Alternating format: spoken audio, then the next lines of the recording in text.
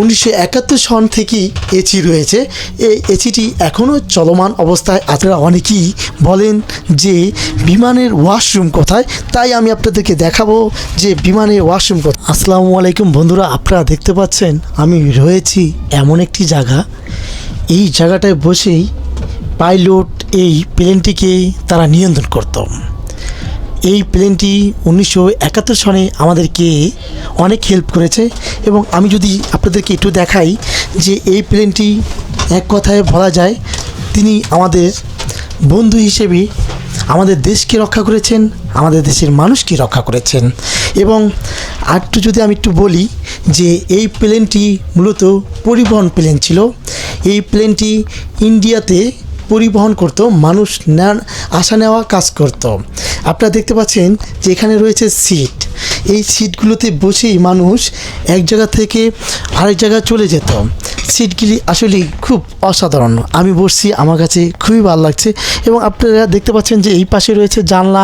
এই জানলা দিয়েই তারা আকাশের যে একটা সৌন্দর্য তারা উপভোগ করত এবং নিচে ভূখণ্ড দেখত।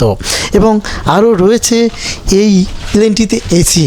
আপনারা জানেন মূলত প্রত্যেকটি বিমানই এসি রয়েছে। এই বিমানটি 1971 সন থেকেই এসি রয়েছে। এই এসিটি এখনও চলমান অবস্থায় আছে, এখনও এসি এই বিমানে চলে। বন্ধুরা, আমি যদি আপনাদেরকে আরেকটু দেখাই যে এখানে একটি কক্ষ রয়েছে। এই কক্ষেতে আপনারা জানেন যারা বিমানে যাত্রীরা যাতায়াত করে তাদেরকে সেবা দেওয়া হয়, অথবা চা কফি অথবা হালকা নাস্তা দেওয়া হয়। আপনি যদি একটু এদিকে আসেন, আপনাদেরকে একটু দেখাই যে এই রুমটাই ছিল মূলত যে নাস্তার যে আয়োজন করা হতো। এই রুমটায় বসেই নাস্তার আয়োজন করা হতো যখন পরিবহন করত।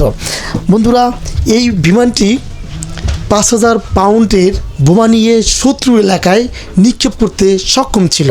তারা যে এলাকায় শত্রু ছিল সেই এলাকায় এই 5000 পাউন্ডের বোমা নিয়ে চলে যেত। বন্ধুরা, আরেকটু আমি যদি দেখাই যে এখানে রয়েছে ওয়াশরুম। আপনারা অনেকেই বলেন যে বিমানের ওয়াশরুম কোথায়, তাই আমি আপনাদেরকে দেখাবো যে বিমানের ওয়াশরুম কোথায়।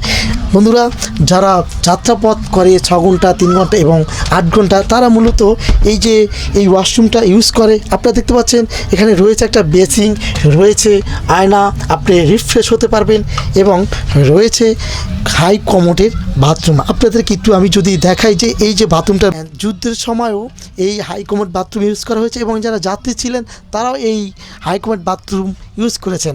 বন্ধুরা, আমি আপনাদেরকে অনেক কিছু দেখানোর চেষ্টা করতেছি যে আপনারা যাতে এই সুন্দর সুন্দর জিনিস দেখে যুদ্ধর যে একটা অনুভূতি যুদ্ধের সময় রক্ষা করেছে এই বিমানটি দিয়েই, তখন ভারত সরকার আমাদেরকে এই বিমানটি দিয়েছে। বন্ধুরা, এই বিমানটি আমাদেরকে শুধু বন্ধু হিসেবে কাজ করে না, সে আত্মা হিসেবে আমাদেরকে রক্ষা করেছে।